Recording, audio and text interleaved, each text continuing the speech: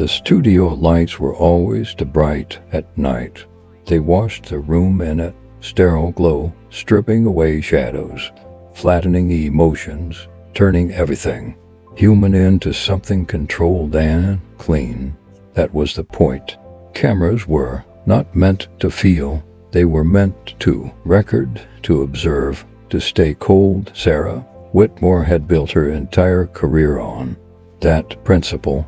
She sat perfectly still behind the anchor desk in Los Angeles, shoulders squared, posture flawless, eyes fixed forward as the countdown echoed faintly in her earpiece.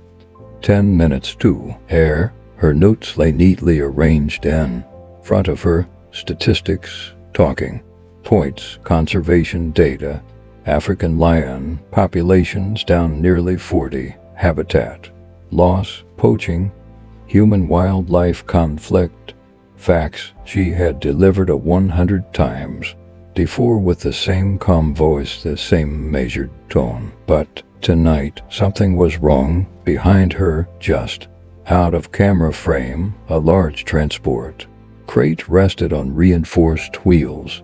Thick metal ventilation slits, locking bolts, designed to contain something powerful. Sarah didn't turn to look at it. She didn't need to. She could feel it there, like a presence pressing against the back of her spine.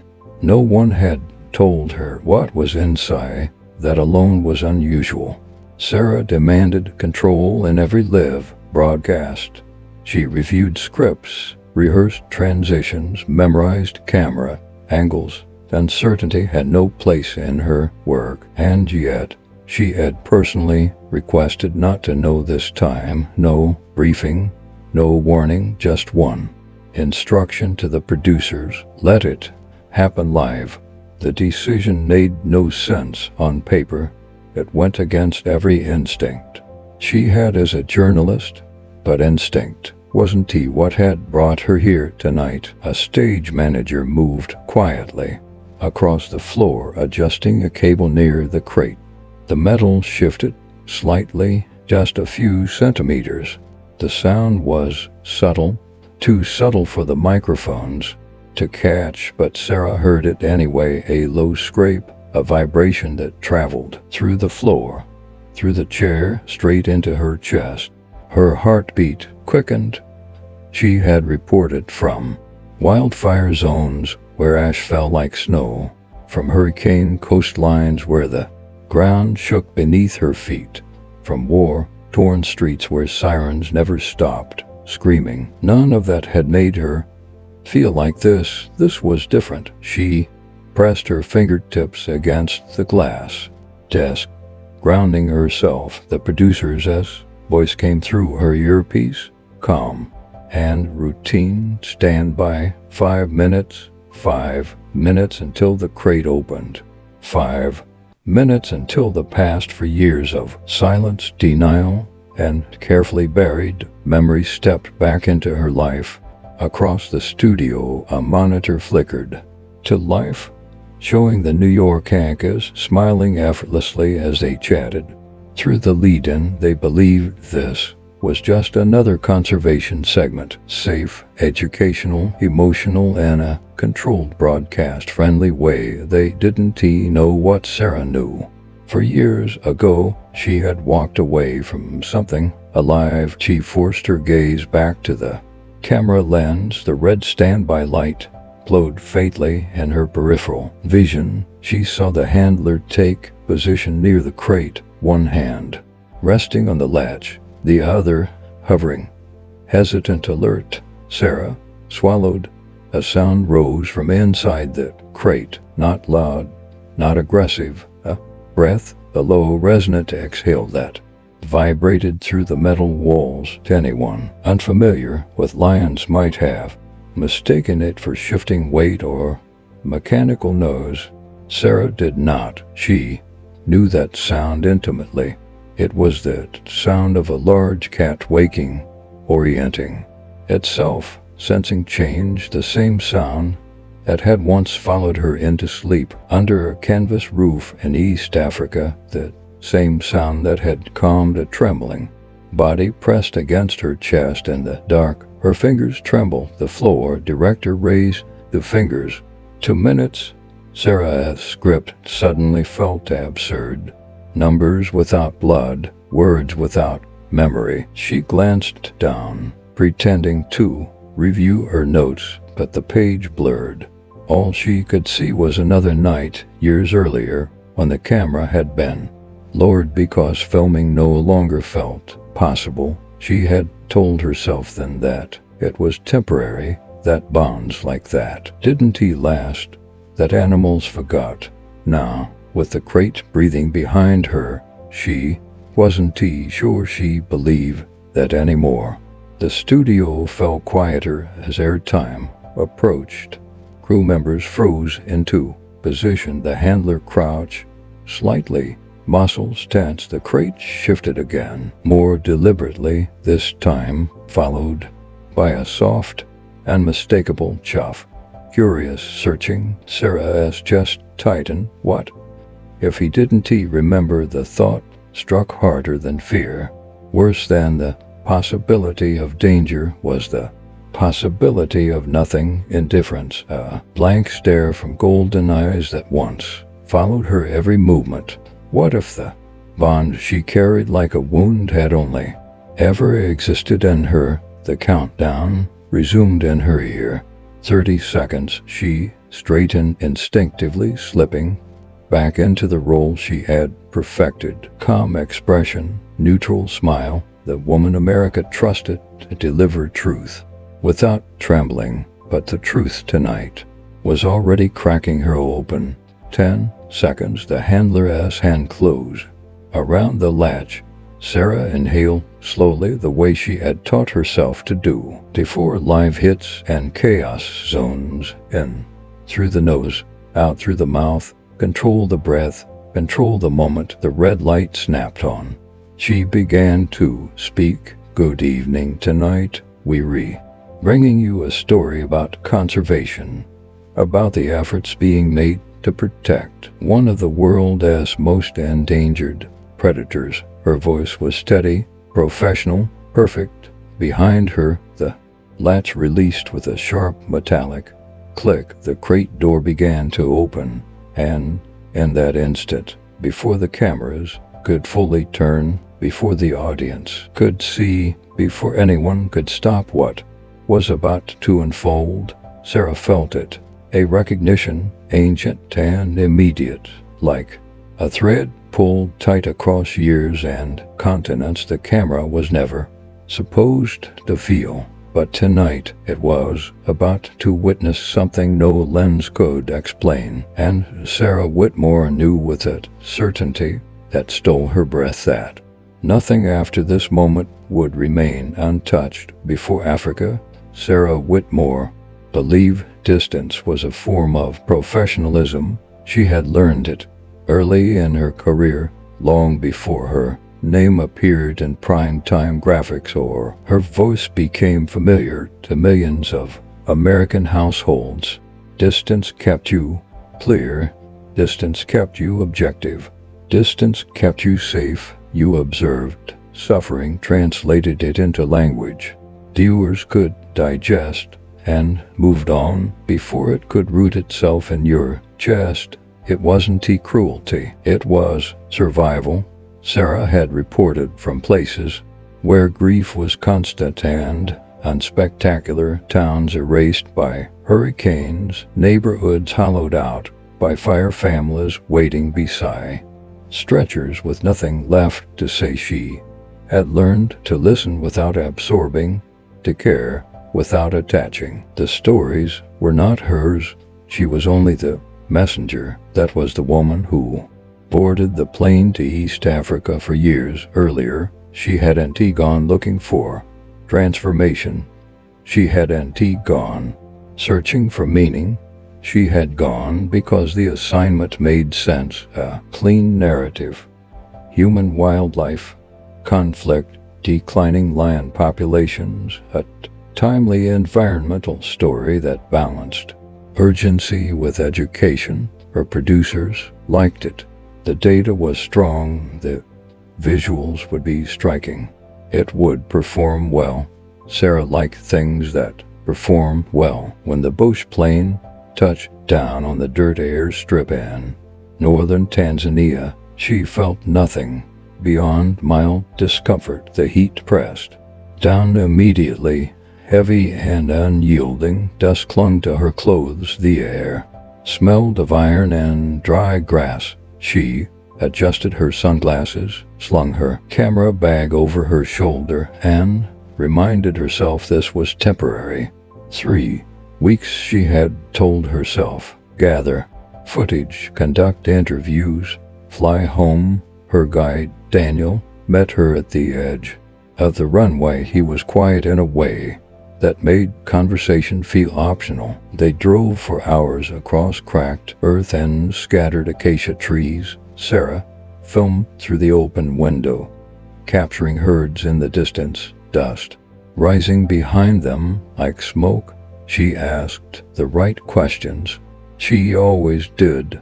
At the sanctuary, she observed without interfering. She spoke to rangers who had lost cattle, to conservationists fighting shrinking budgets, to scientists explaining migration patterns with calm resignation. At night, she uploaded footage and drafted outlines, her mind already shaping that story into something concise and effective. She did not expect the radio call at dawn on the 4th day. A lioness injured, not expected to survive.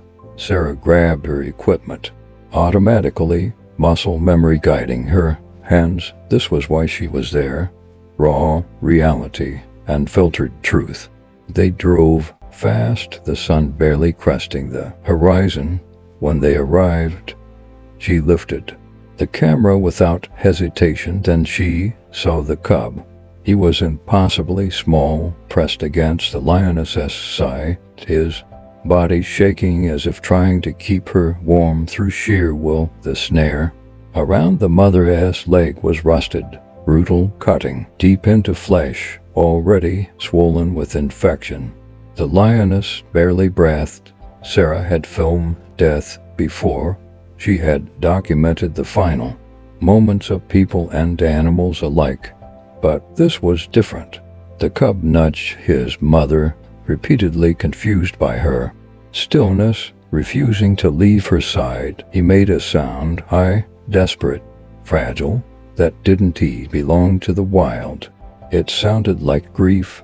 Sarah lowered the camera. She didn't remember deciding to do it. She only knew that filming suddenly felt wrong, like an intrusion on something sacred. Daniel knelt beside the lioness, checking vitals. He already knew warranty there.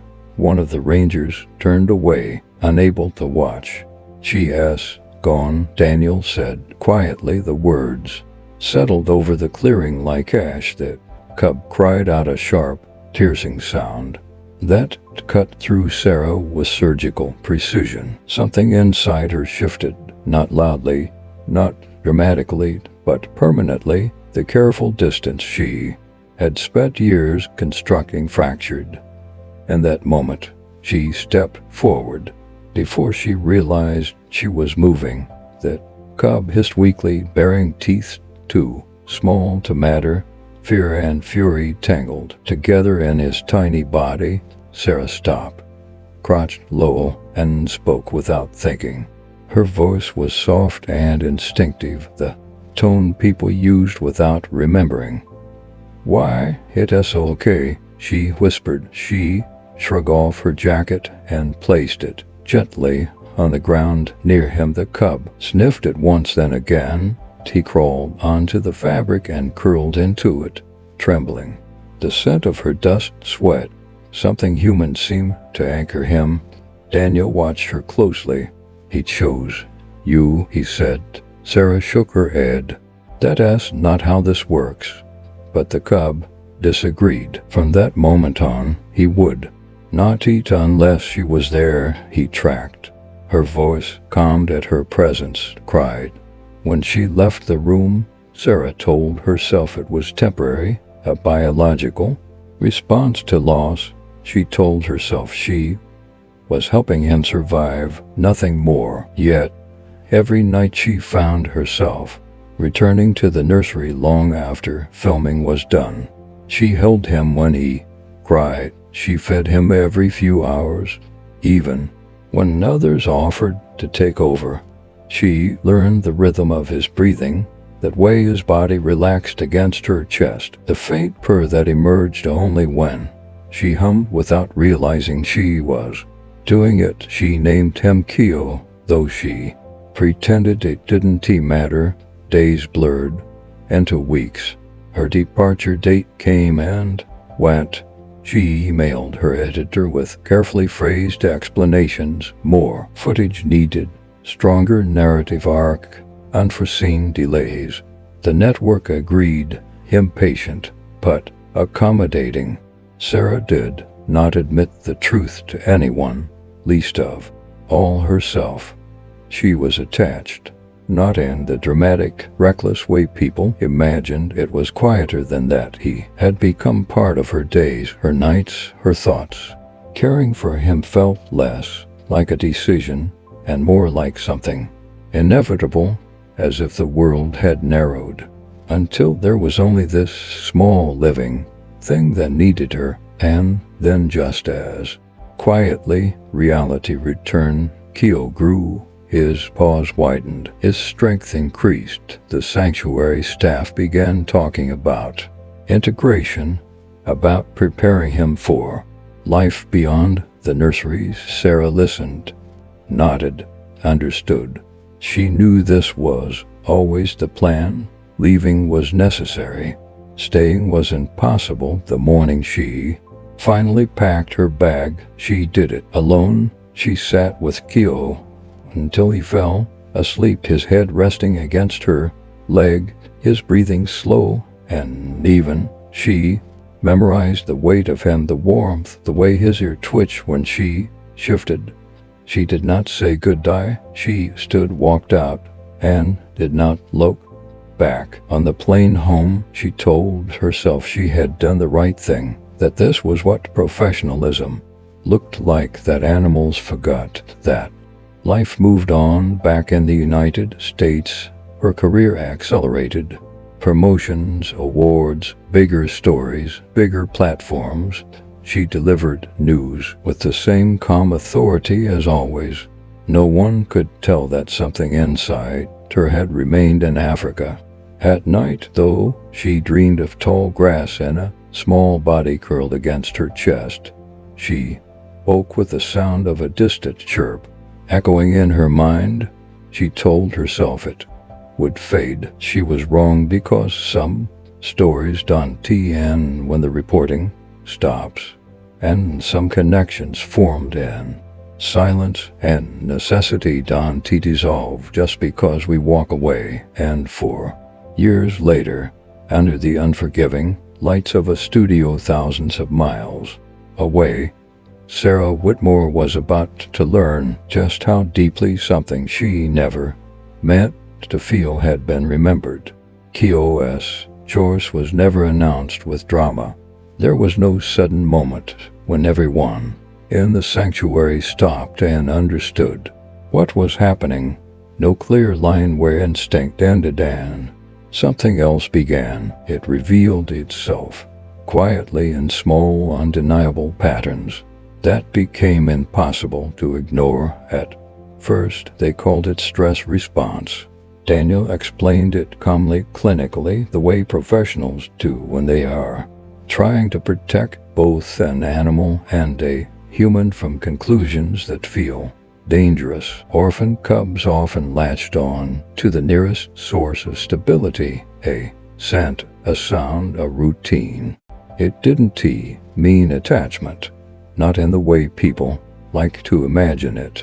It meant survival. Sarah nodded and accepted that explanation because it gave her something solid to stand on. But biology alone could not explain why Keo's breathing slowed the instant she entered the room, even before she spoke, or why His eyes tracked her movements with quiet precision, while ignoring everyone else, or why he refused food sometimes for hours until she returned. Even when his hunger made his body tremble, he did not merely tolerate her. He oriented himself around her. The sanctuary staff tried gently, methodically, to shift the balance. Volunteers took turns feeding him. Different handlers rotated through the nursery. They wore Sarah's jacket, mimicked her tone, followed the same routine she used. Keo resisted all of it. When Sarah left the building, his cries echoed down the corridor, sharp and relentless. When she returned, he fell silent as if the sound had never existed. It wasn't the stubbornness, it wasn't the aggression, it was recognition. He is not calming down, Grace observed one afternoon, watching through the glass as Keto paced his small enclosure. He asked, waiting. Waiting was a word Sarah did not want to hear. She told herself she was imagining it, that exhaustion was distorting her judgment. She had been sleeping in short bursts, waking every few hours to feed him, clean him, soothe him.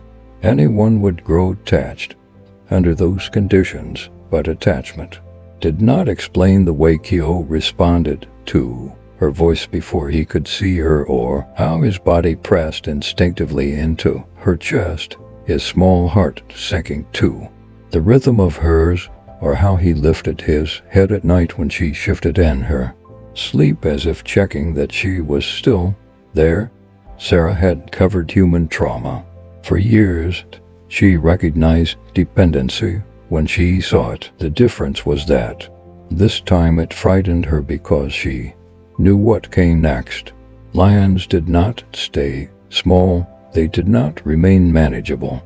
They grew into power that could not be negotiated with tenderness alone, and Keo was growing quickly.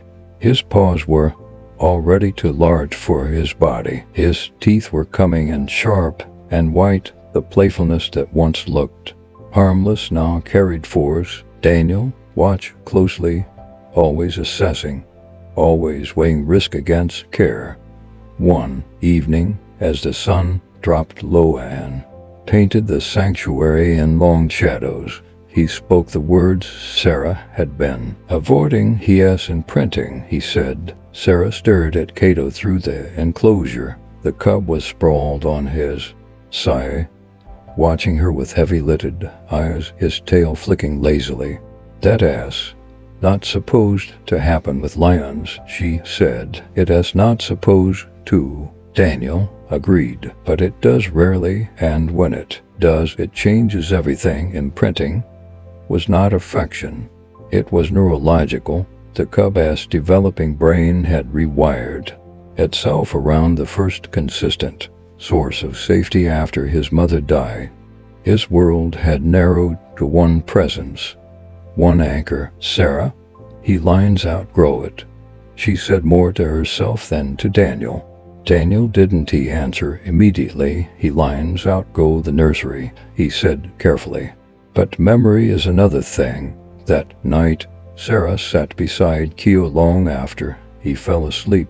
She studied the rise and fall of his chest, the twitch of his whiskers as he dreamed. She tried to imagine a future where she was not part of his days. The thought made her chest ache in a way she could not rationalize away. She began writing notes not for broadcast, not for her editors, but for herself. Observations she never intended to share. How Keo responded differently to touch than other cubs she'd seen. How he sought her A-line before settling. How he mirrored her movements as if calibrating himself against her presence. She knew the science. She respected it, but science did not prepare her for the quiet truth settling in her bones. He had chosen her, not because she was special, not because she was kind, but because she was there when everything else disappeared. because in the moment his world shattered, her voice remained. Sarah tried to create distance. After that realization, she shortened her time in the nursery. She handed feedings to others. She forced herself to return to filming, to interviews, to the story she was supposed to be telling. Keto responded by refusing to eat. Grace called her into the office after the third misfeeding. "We need to talk," she said gently. Sarah already knew what the conversation would be about. "He can't stay dependent on you," Grace said, "and you can't stay here indefinitely." "That's not how this works, I know," Sarah said. Grace leaned forward. "Do you?" The question lingered between them. Sarah had built her life on leaving. She arrived, documented, and moved on. It was a skill she took pride in, but this time leaving felt like abandonment, and that frightened her more than staying ever could. That evening, Jacob found her sitting outside the nursery, her back against the wall, her camera untouched beside her. He did not speak at first. He simply sat down. "Animals remember more than people think," he said. Finally, Sarah let out a slow breath. "That's not what the studies say." Jacob smiled without humor. "The studies are written by people who get to go home." He told her then about his son, about the cub that stopped eating after the boy died, about the shirt they brought into the enclosure so the animal would survive the grief it could not understand. "Memory is not just in the mind," Jacob said. "It is in the body, in the scent, in the sound." Sarah felt something tighten in her throat. Later that night, she held Keto against her chest and listened to his purr vibrate through her ribs. She wondered what leaving would do to him. Not abstractly, not academically, but really. Would he search for her voice? Would he wait? Would he forget? She had told herself animals moved on quickly, that survival demanded it.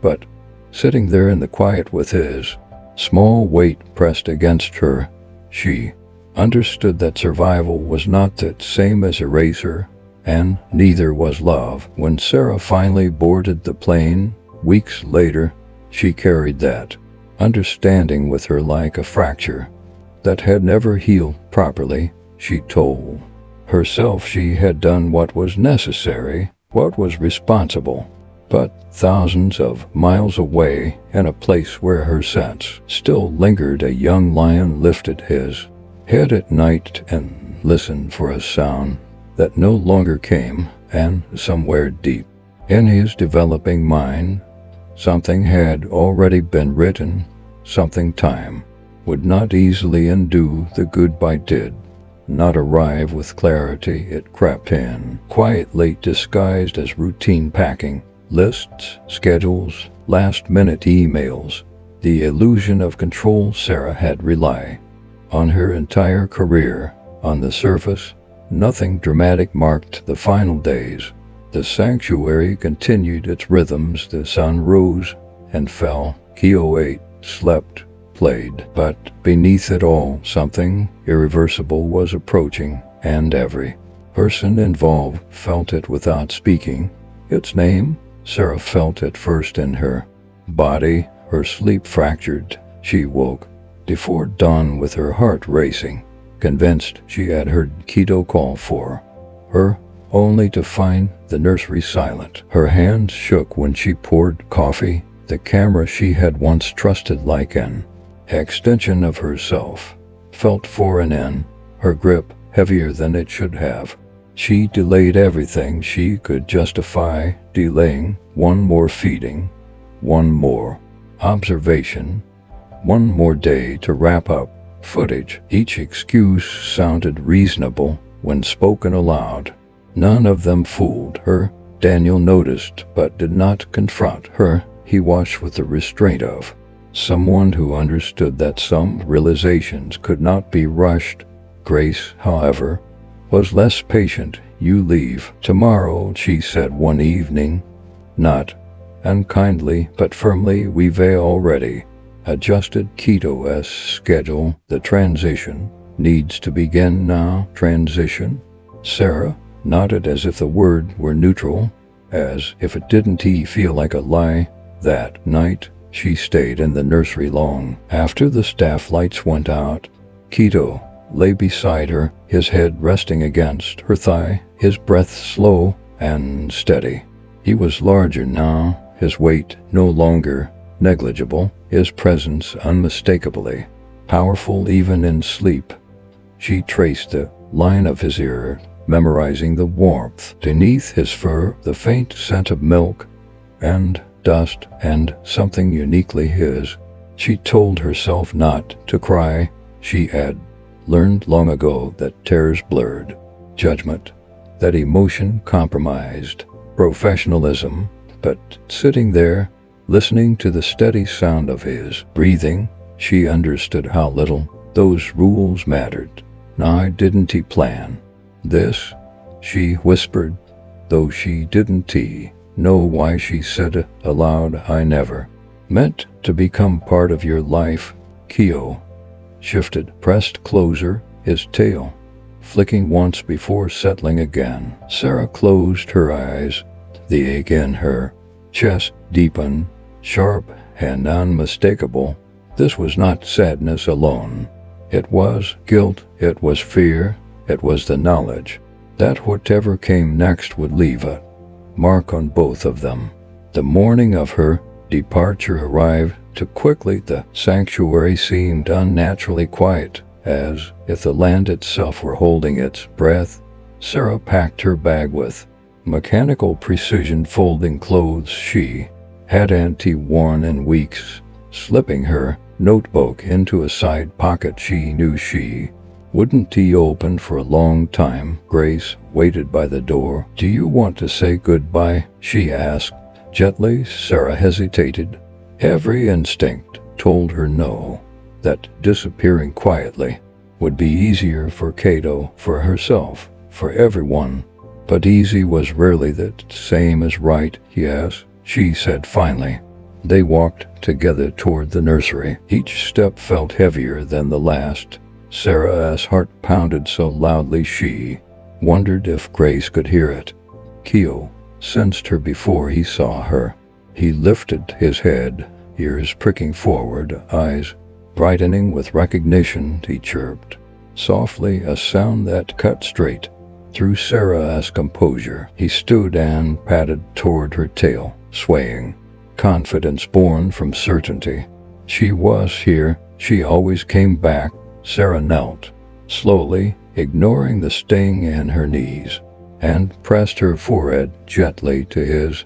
For a moment, the world narrowed to warmth and breath and familiarity. "I have to go," she said quietly. Keo responded by rubbing his head against her shoulder, purring low and steady. There was no hesitation in him, no confusion, only trust. That was what broke her. Her hands tightened in his. For his tears finally came silent and unstoppable. She tried to steady herself, tried to remember that this was necessary, that he would adapt, that the sanctuary knew what it was doing, but necessity did not erase pain. Daniel stood by the door, his expression unreadable. Jacob remained farther back, his hands clasped in front of him, his gaze lowered. No one interfered, no one rushed her. When Sarah finally stood, her legs trembled. She did not linger, she could not. She placed her jacket, worn, familiar, saturated with her scent, beside Keto's bedding. It was the only thing she could leave behind that felt like an apology. He sniffed it immediately, then looked up at her, puzzled. Sarah forced herself to turn away, the sound that followed her down the corridor was not loud, it was small, questioning, a single chirp that echoed longer than it should have. She did not look back. The drive to the airstrip passed in silence. Jacob drove, his eyes fixed on the road, his posture rigid. Sarah stared out the window, watching the land blur past each tree and hill, searing itself into her memory, as if trying to replace what she had just lost. At the air, Jacob finally spoke. "The land remembers," he said quietly, "even when people leave." Sarah swallowed hard. "I hope so." The flight lifted off. Under a pale sky, Sarah pressed her forehead to the window and watched Africa recede beneath her. She did not cry again. She sat very still, as if movement might shatter whatever fragile control she had left. Miles away in the sanctuary, Keo paced.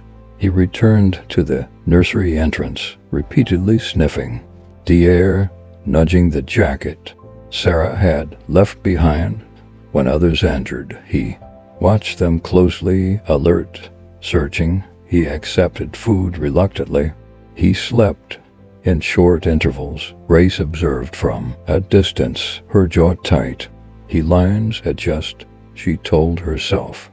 But adjustment did not come quickly. Days passed, then weeks. Keo stopped waiting by the door eventually, but something in him changed. He grew more reserved, more watchful. He followed handlers without resistance, but without enthusiasm. He tolerated affection, but did not seek it. When unfamiliar visitors arrived, he scanned their faces intently, his body tensing at every unfamiliar female voice. He listened, always listened, and somewhere across an ocean, Sarah felt it too. In hotel rooms and airport lounges, beneath studio lights and polished desks, a quiet emptiness followed her. She performed flawlessly. She delivered reports with the same steady voice audiences trusted. But at night, in the spaces where no one watched, she dreamed of warmth and steady purrs of a presence that once anchored her to something real. Neither of them understood it fully, but both of them had been changed, and the distance between them, vast as it was, did not erase what had been written in that short, intense span of shared life. The goodbye had broken them both, and neither time nor logic would be enough to undo it. The studio was designed to erase history. That was its purpose. Clean lines, neutral colors, controlled light. Everything about it existed to make moments disposable, interchangeable, repeatable. Stories came and went beneath those lights, every day consumed and forgotten before the next commercial break. Sarah Whitmore had built her career inside spaces like this, yet as she stood behind the camera line, waiting for the red light to come on, she knew with unsettling certainty that this moment would not disappear. It was already too heavy for that. The producers moved with practiced efficiency, headsets buzzing, cues, whispered countdowns displayed on small screens. To anyone else, this was just another live segment. Conservation, awareness, ambassador animals, a safe, uplifting piece to balance heavier news. Only Sarah knew the truth. Memory was waiting just off stage. She could hear him before she saw him. Not a roar, not a growl, a low, rhythmic sound breath moving through a chest she had once known by heart. It reached her before logic could intervene, before professionalism could reassert itself. Her hands tightened around the edge of the desk as something ancient stirred inside her. Grace stood beside her, composed as ever, though her eyes betrayed a quiet anticipation. Daniel lingered near the handlers, his posture alert, protective. Jacob watched from farther back, arms crossed, saying nothing. The floor director raised a hand. 30 seconds.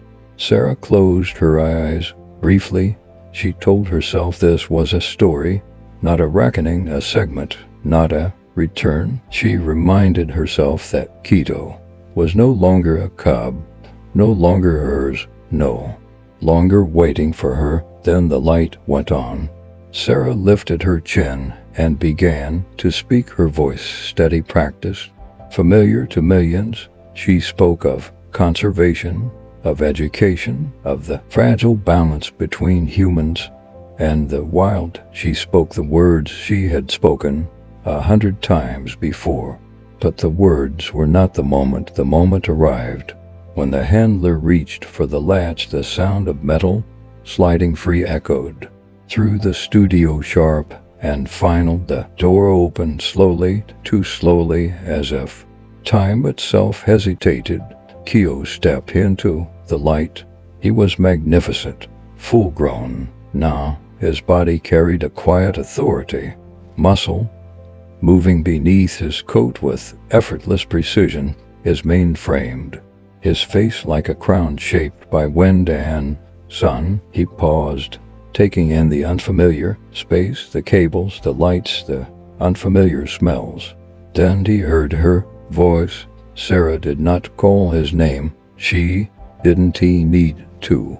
Her breath caught, and in that smallest involuntary sound, recognition sparked. Keo's ears shifted, his body stilled, his gaze locked onto hers with a focus so intense the room seemed to contract around it. For one suspended heartbeat, nothing else existed. And then memory moved. Keto crossed the stage with deliberate calm, every step measured, controlled. There was no aggression in him, no confusion, only purpose. He ignored the handlers, the cameras, the invisible boundary that separated performance from reality. He went straight to her.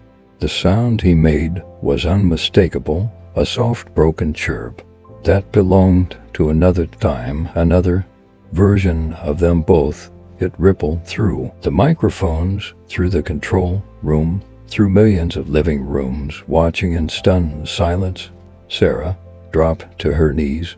She didn't plan it. Her body simply remembered before her mind could argue. Her hands reached for him, fingers sinking into the familiar texture of his man. He pressed his head against her chest, exactly where he had once curled as a cub, his purr deep and resonant, vibrating through her bones. "I am here," she whispered, her voice no longer meant for an audience. "I came back," Keo answered by leaning into her with his full weight, a gesture of trust so complete it stole the breath from everyone watching. He rubbed his face against her shoulder, circling her, as if confirming she was real, that this was not another disappearance. The anchors in New York said nothing. The producers forgot their cues. No one dared interrupt. Grace stepped forward at last, her voice quiet but steady as she explained what the cameras were witnessing. Not a trick, not conditioning, but recognition, a bond formed in trauma and care preserved across years and distance. Sarah lifted her face toward the camera, tears streaking freely now, no attempt made to hide them. "I didn't know if he would remember me," she said. "I told myself he wouldn't. I told myself I wasn't important enough to stay with him." Keo lay down beside her, his head resting against her leg, purring like a steady engine. He did not look at the cameras, he watched her. "But memory isn't logical," Sarah continued, "and love doesn't measure time the way we do." The segment ended, though no one could say exactly when the broadcast faded. But the moment did not. When the lights dimmed and the studio emptied, Sarah remained on the floor with Keto, her forehead resting briefly against his. "I am sorry it took so long," she murmured. He answered with a low, steady sound that carried no accusation. Later, back at the sanctuary, Grace showed Sarah something she had not expected. Two young cubs, newly rescued, small and uncertain, pressed close together in a quiet enclosure. One of them had dragged Sarah's old jacket into the corner and curled against it. "They need consistency," Grace said softly. "They need someone who understands what this means." Sarah looked from the cubs to Keo, now watching her from a short distance. "Come home." She didn't answer immediately. Some decisions do not arrive with drama. They arrive with recognition. Memory had walked onto the stage, and this time Sarah did not turn away. Some stories do not end when the cameras turn off. They linger quietly, persistently long after the lights fade, and the audience moves on. This is one of those stories, not because it involved a lion on a live broadcast or because millions watched in disbelief, but because it revealed something far more enduring: the invisible threads that connect lives across time, distance, and even species. At its heart, this story reminds us that love is not erased by absence. Sarah believed that leaving was the only responsible choice. She told herself that time would soften the bond, that nature would overwrite memory, that a wild animal could not hold onto something as fragile as human affection. Yet, 4 years later, one sound, one familiar voice was enough to awaken everything that had been buried, not lost. The lesson here is not that animals are human, but that connection itself is universal. Care, presence, and protection leave marks deeper than we often realize. When given sincerely, they do not vanish. They become part of the living fabric of another being's world. Another powerful truth emerges from Sarah's journey. We often underestimate the impact of what we do when no one is watching. In the quiet moments, late nights in a nursery, whispered reassurances, hands steadying a frightened life, we shape outcomes we may never witness. Sarah didn't stay to be remembered. She stayed because something vulnerable needed her, and that selfless choice echoed years later in a way no script could have predicted.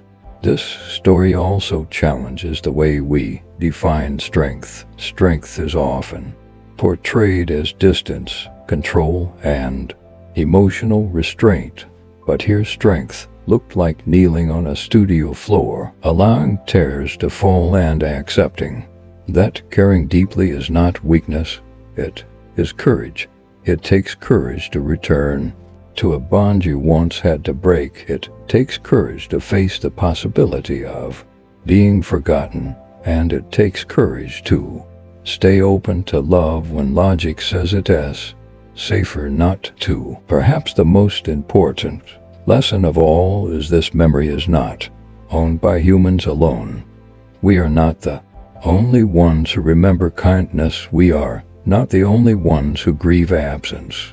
And we are not the only ones capable of loyalty that defies time. When we treat animals as lives rather than objects, stories rather than statistics, we begin to see the world more honestly and more humbly. In a world driven by speed, algorithms, and fleeting attention, stories like this ask us to slow down and remember what truly matters. They remind us that compassion creates ripples far beyond the moment, that doing the right thing, even briefly, can shape a future we may never expect, and that sometimes when we think a chapter has closed forever, life finds a way to open it again. If this story moved you, if it made you pause, reflect, or believe just a little more in the power of connection,